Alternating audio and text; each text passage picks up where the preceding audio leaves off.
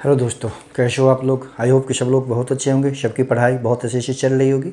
मैं प्रदीप झा आप सभी लोगों का एक बार फिर से आपके अपने यूट्यूब चैनल आर्यवर्त पाठशाला पर स्वागत करता हूं। आज हम JSSC CGL 2021 को फोकस करके जो मैथ्स कर रहे हैं उसका ये ओवरऑल ये 9वीं क्लास है और नंबर सिस्टम का ये 5वां पार्ट है। उस पिछले के 4 पार्ट में मैंने जो 2016 में जो JSSC CGL का एग्जाम हुआ उसके सारे क्वेश्चन को सॉल्व किया था जो कि मैथ्स में पूछा गया था। उसके बाद नंबर सिस्टम से जितने भी एग्जाम हुए हैं JSSC के द्वारा लिया गया नंबर सिस्टम से जो क्वेश्चन आया सभी को बारी बारी से सॉल्व कर रहे हैं, साथ में कंसेप्ट को भी वहीं पे क्लियर करते जा रहे हैं। तो चलिए शुरू करते हैं। ये जो है नंबर सिस्टम का आई थिंक ये 5वां पार्ट होगा, है ना, 5th पार्ट होगा नंबर सिस्टम का। ठीक है, क्वेश्चन बहुत सरल है। एक कक्षा के 50 से 58 के बीच विद्यार्थी वन विहार पर जाने का निर्णय लेता है। वे अपने आप को 2, 3, 4 या 5 के समूह मतलब ग्रुप बनाता है। मान लीजिए अभी एग्जैक्टली नहीं पता जो कितने स्टूडेंट हैं, मतलब एक आइडिया है कि 50 से 58 के बीच में टोटल नंबर ऑफ स्टूडेंट है। ठीक है, कि उसमें वन विहार जाने में मतलब 2, 3, 4 या 5 का ग्रुप बनाने का डिसाइड करता है, या 2 का या 3 का या 4 या 5 का। लेकिन होता क्या है, जब ये 2 या 3, 4 या 5 का ग्रुप बनाता है, प्रयास करता है, तो हर एक बार क्या होता है, कुछ विद्यार्थी छूट जाता है। मतलब इसमें सभी लोग, जैसे 2 का ग्रुप बनाया तो हर ग्रुप में 2 नहीं हो पाता है, कुछ एक्स्ट्रा हो जाता है, या 3 का बनाता है तो हर ग्रुप में 3 नहीं हो जाता, कुछ एक्स्ट्रा बच जाता है, मतलब ये। ठीक है, तो ऐसे इसको ये क्वेश्चन है। तो ये पूछ रहा है कि कक्षा में कुल कितने विद्यार्थी थे। ठीक है, तो ऐसे क्वेश्चन को आपको बस देखते ही सॉल्व हो जाना है, सॉल्व हो जाएगा। करना क्या है कि जो आंसर होगा गिवन आपको देखना है कि कौन सा ऐसा नंबर है इसमें जो किसी एक से भी डिविजिबल नहीं है। मतलब अगर कोई भी इसमें से कोई भी नंबर इसमें से 2, 3, 4 या 5 में से किसी एक से भी अगर डिविजिबल हो जाएगा, किसी एक से भी अगर वो भाज्य मतलब डिवाइड हो जाएगा, तो वो हमारा आंसर नहीं होगा। तो अब देखिए 51 है तो 3 से डिविजिबल हो जाता है ये, तो ये कट गया। फिर 53 किसी से, देखिए इसमें इस जनरली ऐसे क्वेश्चन में आपको देखना है कि इसमें से ना प्राइम नंबर कौन सा है। प्राइम नंबर उस नंबर को बोलते हैं जो सिर्फ 2 से डिविजिबल होता है, या तो 1 से या खुद से। तो इसमें सिर्फ एक ही प्राइम नंबर है 53, जो मतलब सिर्फ 53 प्राइम नंबर है। बाकी ए जो है 51 है या 55 है या 57 है, वो कंपोजिट नंबर है, क्योंकि ये एक और खुद के अलावा किसी न किसी और डिजिट से डिविजिबल है। 55 भी है, 57 भी है। और बाकी अब ऐसे भी चेक करेंगे कि ये 2 से, ये 3 से डिविजिबल हो जाता है। 17 के टेबल में आएगा 17 3 जा। फिर 55 देखिए, 55 आपका सीधा 5 के टेबल में डिविजिबल हो जाता है। फिर 57 आपको 3 के टेबल में हो जाता है, 19 3 57। तो अगर किसी न किसी से डिविजिबल हो गया तो वो इसका आंसर हो ही नहीं सकता है। इसीलिए इस क्वेश्चन का आंसर सीधा 53 होगा। यही एक नंबर है जो किसी से भी डिविजिबल नहीं होगा। वो इसीलिए चेक भी आप कर सकते हैं या नहीं, तो 53 एक प्राइम नंबर है। अब प्राइम नंबर जो होता है वो सिर्फ एक से एंड खुद से ही, मतलब ये जो है सिर्फ एक और 53 से के अलावा किसी और से डिविजिबल नहीं होगा। ठीक है, तो इसीलिए ये प्राइम नंबर है। तो इसका आंसर बिना सॉल्व किए हुए आप सीधा टिक कर सकते थे, 53 विल बी इट्स आंसर। ठीक है, अगला क्वेश्चन देखिए। नेक्स्ट क्वेश्चन भी बहुत सरल है। अब इसमें क्या है कि a प्लस बी है, ये नेगेटिव, इसका पावर -1 है। ठीक है, और फिर पावर इसका -1 है, और फिर यहाँ पे a -1 और प्लस b -1 ऐसे है। इसको सॉल्व करना है, इसका वैल्यू क्या है। यहाँ पे मतलब ये मल्टीप्लिकेशन है। ऐसे जब ब्रैकेट हो तो अगर कुछ नहीं हो 2 ब्रैकेट के बीच में, आपको ये समझना है कि वहाँ पे मल्टीप्लिकेशन है। ठीक, तो आपको याद होगा कि अगर किसी चीज़ का जैसे 5 का पावर ना -1 है तो इसको हम लोग 1/5 लिख सकते हैं। ठीक है, अगर किसी चीज़ का पावर -1 हो, इसका मतलब 1 दैट नंबर होता है। तो जैसे 5 का पावर अगर -1 है तो इट मीन्स इसको हम लोग 1/5 लिख सकते हैं। उसी तरह से इसको सॉल्व करना, और कुछ नहीं, बहुत सिंपल है। a प्लस बी का पावर -1 है, इसका मतलब इसको हम लोग लिख सकते हैं 1/a प्लस बी। कैसे, जैसे 5 का पावर अगर -1 है तो उसको 1/5 लिख सकते हैं। ठीक उसी तरह से a प्लस बी का पावर -1 है, इसको 1 अपॉन ये टोटल नंबर एक साथ जो a प्लस बी है उसको हमने लिख दिया। फिर यहाँ पे देखिए, यहाँ पे क्या होगा आपका, अब चूंकि a का पावर -1 है तो इसको हम लोग 1/a लिख सकते हैं। फिर यहाँ पे क्या है, b का पावर -1 है, इसको हम लोग 1 अपॉन b लिख सकते हैं। ठीक है, क्योंकि यहाँ पे a प्लस बी दोनों एक साथ था, उसका पावर -1 था, इसे दोनों को एक साथ हमने a प्लस बी लिखा। लेकिन यहाँ पे इंडिविजुअली a का पावर -1 है, यहाँ पे इंडिविजुअली b का पावर -1 है, उसको अलग अलग लिखेंगे, 1 upon a plus 1 upon b किया हमने। फिर अब सॉल्व कर लेंगे, बहुत आसानी से ये सॉल्व हो जाएगा। 1 अपॉन a प्लस बी हो गया। अब फिर ये देखिए यहाँ पे एलसीएम क्या होगा, ए बी होगा, तो यहाँ पे a से ये कैंसिल हो गया, तो यहाँ पे b प्लस ए हो गया।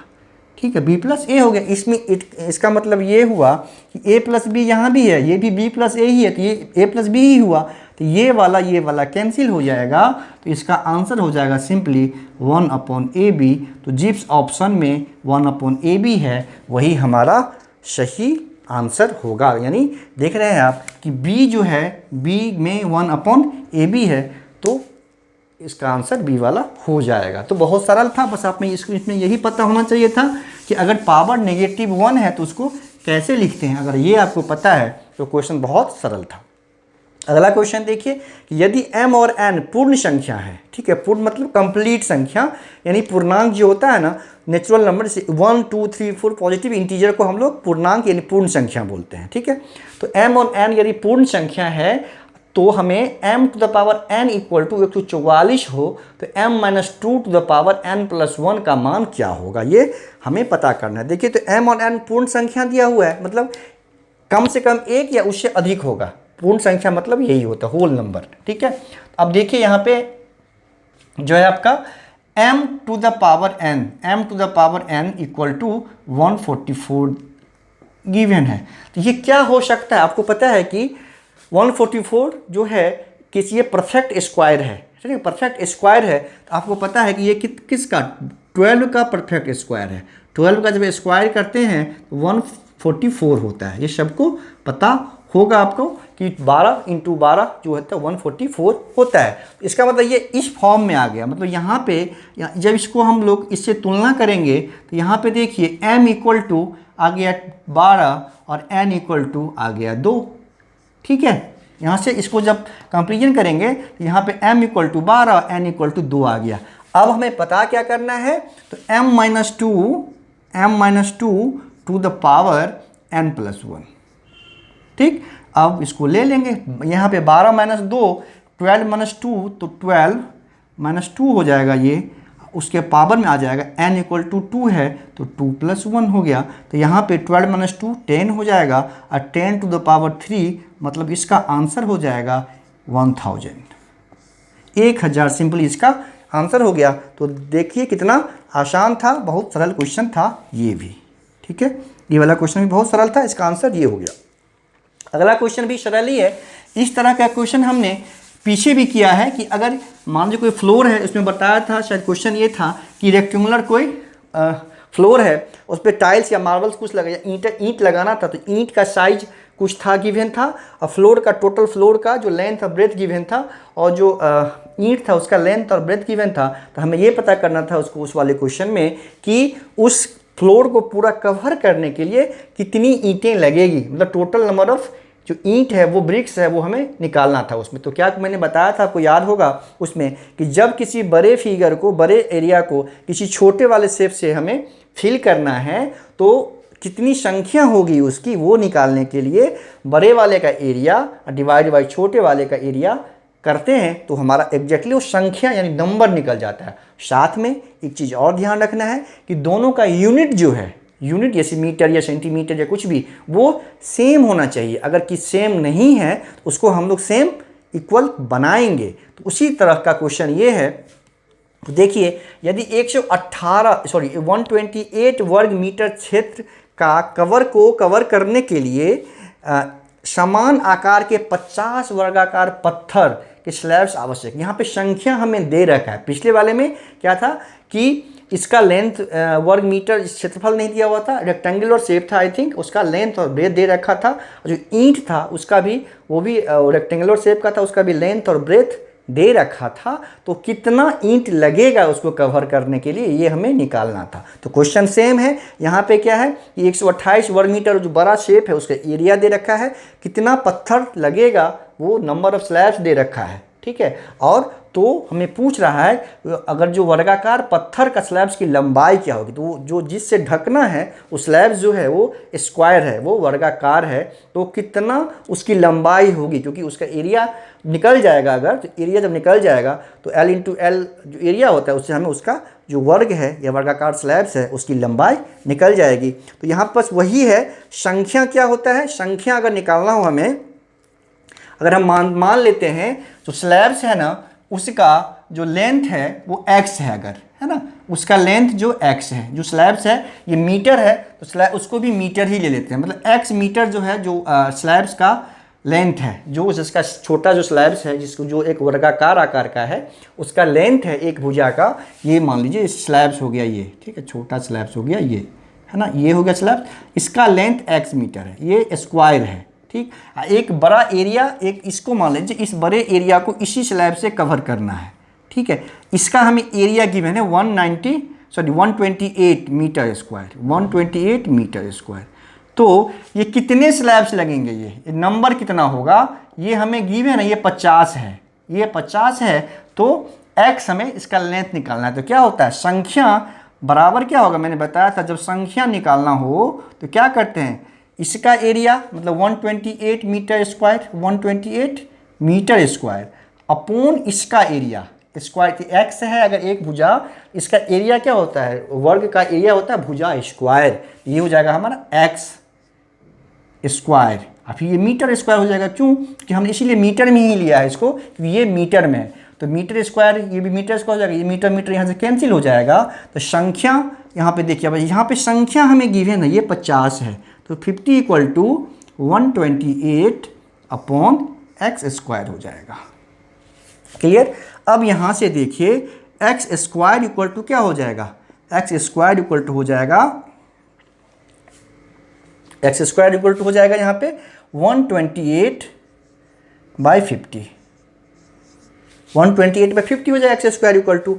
अब 2 से दोनों कैंसिल हो रहा है, ये 64 आ रहा है और ये हमारा 25 आ रहा है, ठीक। तो एक्स स्क्वायर इक्वल टू 64/25 है, तो एक्स क्या हो जाएगा, हमें इसका स्क्वायर रूट निकाल लेंगे, 64/25 का स्क्वायर रूट। तो ये पता है आपको कि इसका स्क्वायर रूट 8 होता है और इसका 5 होता है, ठीक। तो ये जो एक्स जो लेंथ है वो 8/5, ये किस में आया, मीटर में आएगा, ये आया हमारा मीटर में, ठीक, ये मीटर में आएगा, मतलब वर्गाकार जो स्लैब्स है उसका लेंथ हो जाएगा, एक भुजा की लंबाई हो जाएगी जो 8/5 मीटर, लेकिन आंसर हमें सेंटीमीटर में दिया हुआ है। तो आपको पता है जब मीटर से सेंटीमीटर में कन्वर्ट करना हो तो हम 100 से मल्टीप्लाई कर देते हैं, ठीक है। ये 5 × 20 100 हो जाएगा और 20 × 8 यानी 160 सेंटीमीटर हो जाएगा इसका आंसर। मतलब जो स्लैब्स है, जो वर्गाकार स्लैब्स है उसकी जो लंबाई है भुजा की, वो हो गया आपका 160 सेंटीमीटर।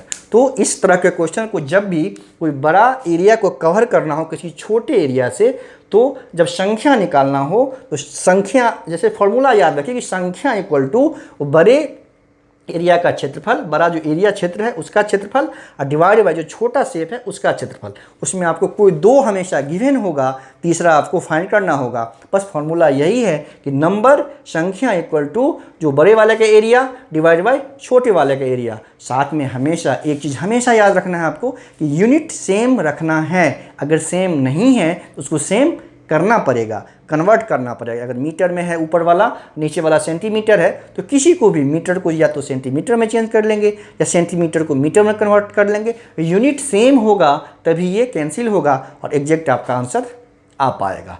तो नंबर सिस्टम पे बेस्ड ये 5वां पार्ट था। आई थिंक ये ओवरऑल 9th क्लास था।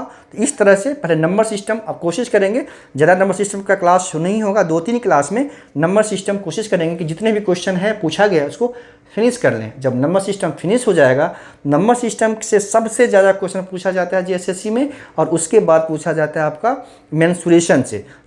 इसका मतलब ये नहीं है सबकी और किसी से नहीं पूछा जाता। प्रॉफिट एंड लॉस करना है, परसेंटेज करना है, टाइम एंड वर्क करना है, ठीक है। तो जिस जिस टॉपिक से क्वेश्चन है करना है सभी को, क्योंकि नंबर सिस्टम से सबसे ज़्यादा क्वेश्चन है, इससे पहले इसको कर रहे हैं। उसके बाद फिर मेंसुरेशन लेंगे, फिर मेंसुरेशन जब फिनिश हो जाएगा फिर कोई कोई और टॉपिक हम लोग कवर करेंगे, और ऐसे कवर करेंगे जो 20 में 20 आप लोग बहुत आराम से कर पाएँ।